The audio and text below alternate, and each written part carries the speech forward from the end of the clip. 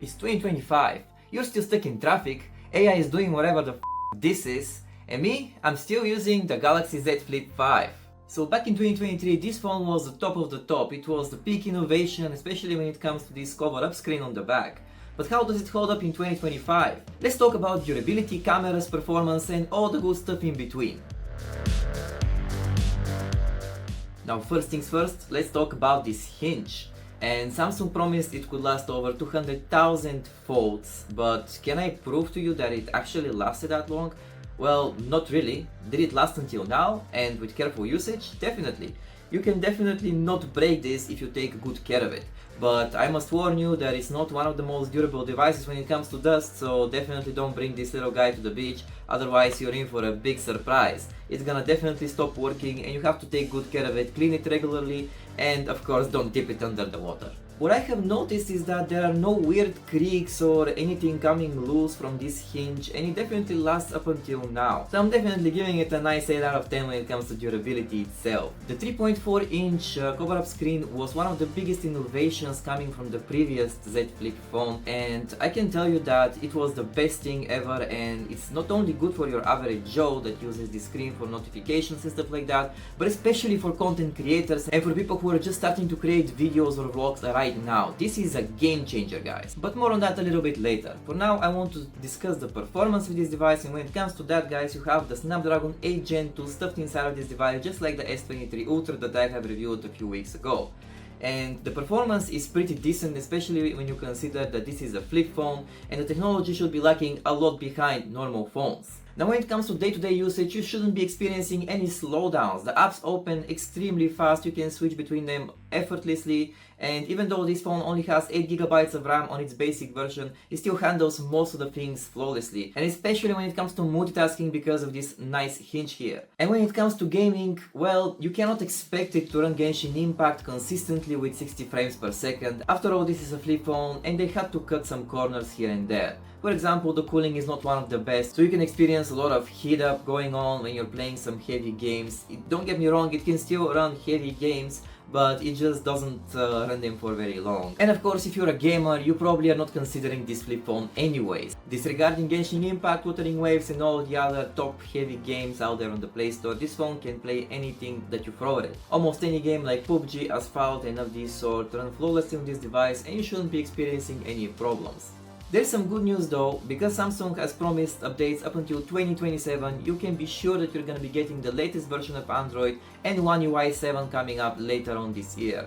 Now the one thing that didn't age well was definitely the battery. Even back in 2023, this battery of 3700 mAh was super small and it could barely last you a day and a half.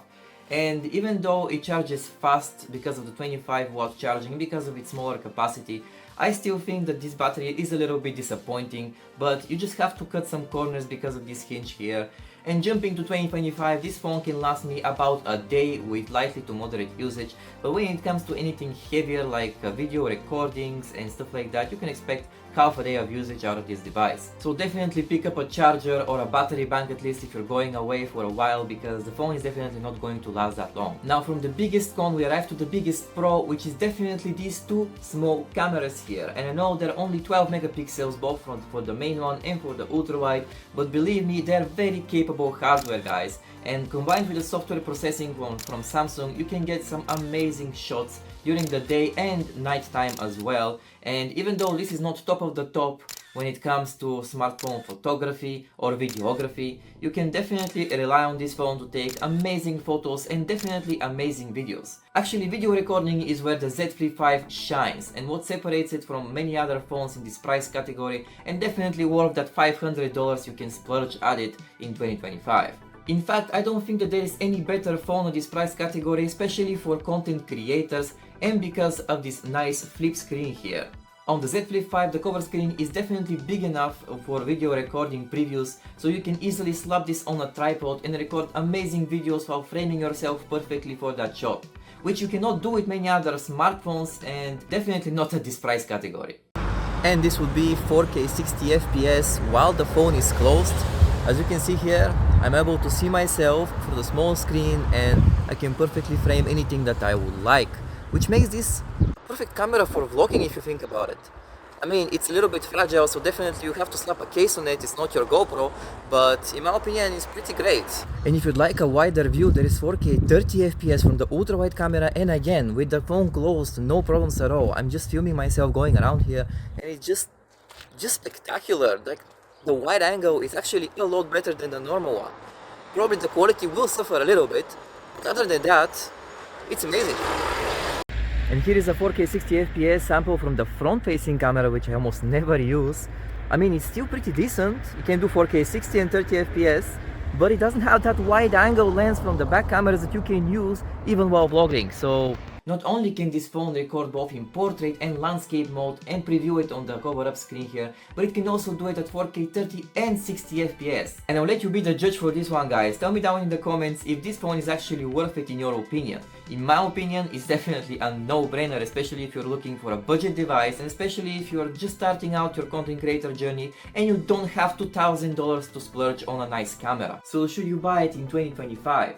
Well, that depends, guys. If you love the flip eye aesthetic, if you just want a compact phone, and if you don't want to spend a fortune on your next phone, then yeah, definitely do that, and especially if you're a content creator. This phone has made a night and day difference when it comes to recording any videos, and I'm actually loving it. But guys, if you want a bigger battery life, faster charging, more performance and of this sort, then definitely don't buy the newer flip phones. They're not worth it at all. Just consider something like the S24 Ultra that's recording this video. It's honestly gonna be one of your best purchases that you can make in 2025.